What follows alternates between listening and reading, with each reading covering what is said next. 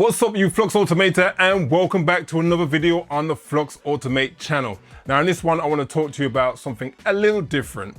I've been living with the Samsung Galaxy S26 Ultra for the past 3 weeks, and I've got to say, this thing is a beast. It's Samsung's most powerful phone ever made. 200 pixel camera, the world's first built-in privacy display, the S Pen right inside the phone, and I should be completely satisfied with this. But every single day I keep thinking about this phone, the Galaxy Z Fold 6 or the Z Fold 6, depending where you are in the world, and that told me something. Not that the Ultra is a bad phone, it's anything but. It's that these two phones are built for completely different people. So today I'm going to break it all down, give you my honest thoughts, and hopefully at the end of this you'll be in a position to figure out which one you should spend your hard-earned money on. Now, before I get into all that, I just want to set something straight. Now, it's not all about which phone wins. Samsung has made two seriously capable devices at very different price points and for very different types of users. What I want to help you figure out today is which one is actually built for your lifestyle. And I've spent some real time with both of these. The S26 Ultra is currently my daily driver right now, and the Fold 6 is what I was using before. So everything I'm going to say comes from actually using these phones day to day. This isn't a 20-minute bench test. Let's get into it. Now let's talk about the feel of the phone. The S26 Ultra is 7.9mm thin and weighs 214 grams. Now that might sound heavier than some of the competition, but Samsung has moved away from titanium back to armor aluminium this year, or as some people say, aluminum. And the rounded corners make a real difference in hand.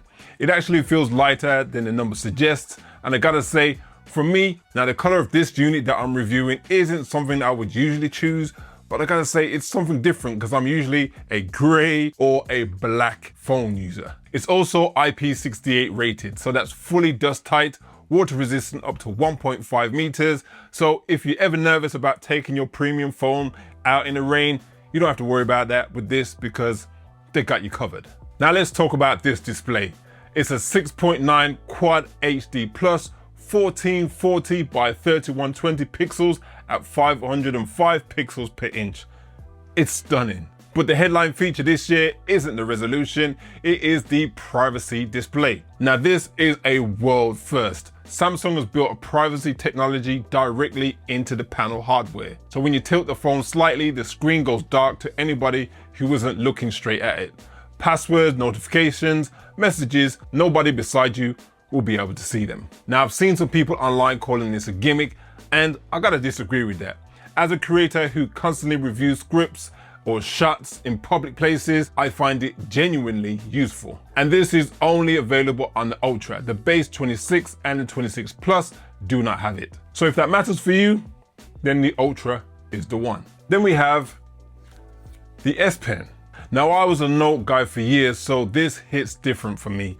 The S Pen lives inside the phone, so no separate case, no separate purchase. It just slides out and you're ready to go. So sketching out shots, annotating scripts, making up edits on a 6.9 inch screen, it is a legitimate creative tool. I use it more than I expected. Now this is something I've carried on from using on my Fold, but on the Fold, you can't use it on the cover screen. Now the camera on this thing, for content creators, is hard to argue with. The main sensor is 200 pixels with a 1.4 aperture.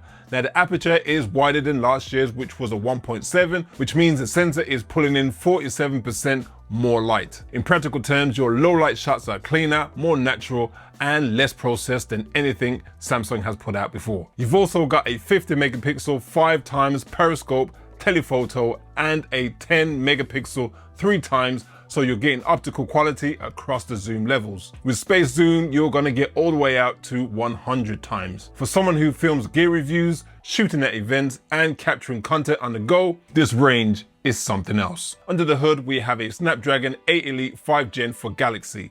This is the fastest chip Samsung has ever put in the phone. Everything is instant. Camera launches, app switching, editing, there's no ceiling that you're gonna hit with this on a day-to-day usage. Now, Galaxy AI has also taken a step forward with the S26. The feature I kept coming back to is the Nudge Now. It watches what's on your screen and proactively surfaces suggestions. So if someone texts you about a meeting somewhere, a little nudge pops up and takes you straight to Maps. There's also briefs, a personalized daily brief on your home screen. Flights, reminders, birthdays, all in one place. And the audio eraser is a hidden gem for creators. It can clean up background noise from videos you've already shot without having to re-record them. Samsung is also promising 7 years of OS updates. This phone will be supported until 2033. And the last thing in this section that a lot of people have been praying and waiting for is that the S26 Ultra gets 60 watts fast charging 3.0 this year. This means a jump from last year's 45 watts. Samsung says this will hit 75% within 30 minutes. Combined with a 5,000 milliamp hour battery and efficient Snapdragon chip, you're looking at all-day battery life without needing to carry a cable anywhere. And with all that said, I've got to say, I am really impressed with the charging on this. It charges super quick, quicker than any device I've used before. Now look, I want to be real clear here because I think that's what makes a review actually useful.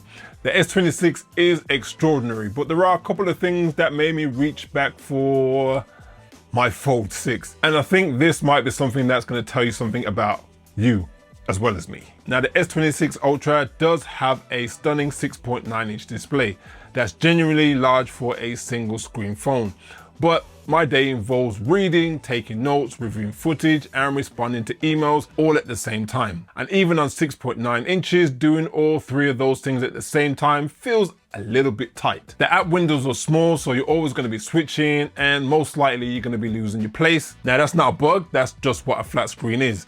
And exactly what the Fold 6 or Fold 7 and soon to be Fold 8 was built to solve. Now at 214 grams, the S26 Ultra is manageable, but it's not a phone that you're gonna forget that you're carrying. And combined with the flat screen, I started to feel like I was carrying a lot of phone without getting the screen space that I was used to. It's like I'm making a compromise in both directions, not light enough to forget about and not big enough to fully replace what the Fold gave me. Now that's not a deal breaker for me, but it's something that always got me thinking about my Fold 6. And here's the honest truth. When I'm doing creative work, on the go, reviewing scripts, making shot lists, running multiple things at the same time, the Fold 6's bigger inner screen changes everything. The S26 Ultra is the best single screen phone Samsung makes right now. But I'm now not a single screen user, and maybe you're not either. Now before I go any further, I want to give you a little bit of context. I'm not just some reviewer who picked up two phones for a test. I've been in the Samsung ecosystem since day one. We're talking about the first Samsung Galaxy S. From there, I went through a bunch of other different Samsung devices, tablets, watches, the lot. But for years, I was a Note guy. The S Pen, the big screen, the productivity, that was just my thing. Now when Samsung discontinued the Note line, I wasn't just gonna move to a regular S series phone and call it a day. I wanted more screen without having to carry a tablet around everywhere. So I made a jump to the Fold 4, and from there, the Fold 6, and I have been on the Fold 6 for over a year now. The Fold 6 is almost 2 years old now, and there has been a Fold 7 since. Now I'm not the type to jump to every new release unless there's something significant I genuinely want my hands on.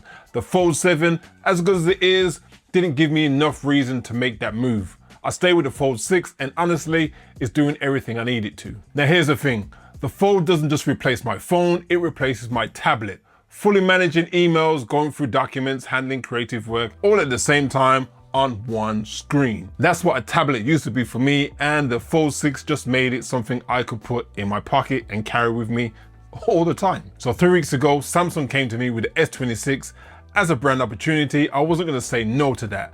And I gotta say, the phone is impressive. The camera alone had me from the jump. But about a week in, I'm sitting down and I'm pulling up scripts on the S26 Ultra, and I'm scrolling and I'm scrolling, and I keep losing my place because I can only see half the screen at a time. Now that's when it hit me. It wasn't that the S26 Ultra was doing something wrong, it was that my brain was completely rewired around a foldable screen. The Fold had changed how I work. 3 weeks without it, and I'm feeling it every single day. And here's another thing. It's actually my year to upgrade my Fold. So Samsung has a whole lineup of foldables rumored to be dropping this summer. And from what I'm hearing, this is shaping up to be the most exciting Fold release in years. We're talking about the Fold 8 and potentially a brand new Fold wide variant with a completely different wider aspect ratio in the display, built for exactly the kind of multitasking and content I do every day. So yeah, the Fold 6 has held it down for me. The S26 Ultra has been impressive, but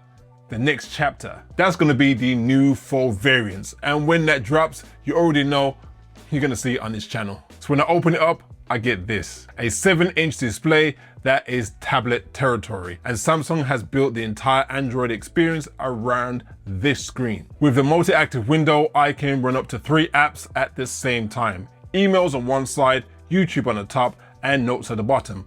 All usable, all legible. That is not possible on a single screen phone, Ultra or otherwise. Prop this about 90 degrees and it becomes its own stand. Content on the top half, controls on the bottom. Now there's one thing I want to be upfront about. The Fold 6 does support the S Pen, but not on the front cover screen. And it's also not built in. And carrying it, you're gonna have to get some type of case, compared to the S26 Ultra, where the pen is always in the phone and always ready. If the S Pen is central to how you work, that is a point in the Ultra's favor. For me personally, the extra screen size outweighs that, but I just want you to know that before going in. And one question I always get, is the Fold 6 actually durable enough for real world use? And the answer is yes. IP48 rating, so it handles dust and water splashes without a problem. The armor aluminium frame is solid.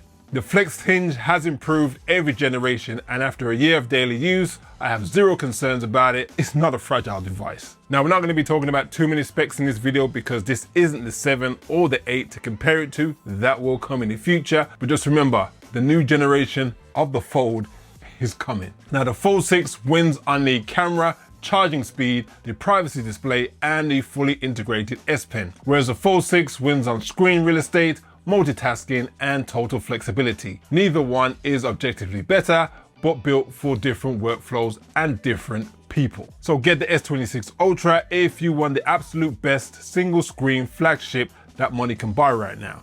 If you shoot lots of content and you need a 200 pixel camera, if the privacy display matters to you when you're out and about in public, if you love the S Pen always being in your pocket with no extra purchase needed, and if you want a phone that handles everything, work, media creation without compromise on a big, beautiful screen, this is Samsung's best traditional phone form factor. Get the Fold if your phone is a tool more than it is a device. If you multitask consistently, if you want to ditch your tablet and carry one thing, if you do a lot of reading, reviewing, creating on the go. Now, the end of the display doesn't just give you more screen, it fundamentally changes how you work. I've been using the Fold for almost 4 years now, and I can tell you, once you spend time on a 7.6-inch screen that fits in your pocket, going back to a flat screen is like a step backwards. This is for people who need more. So there you have it. Samsung has built 2 genuinely exceptional devices here. They're just designed for different lives. The S26 Ultra is for the person who wants the most powerful,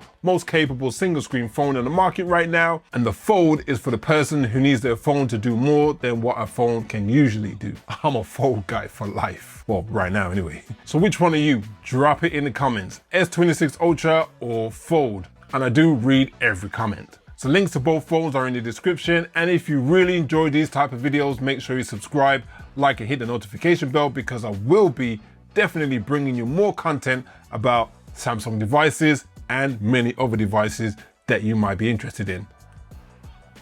So for now,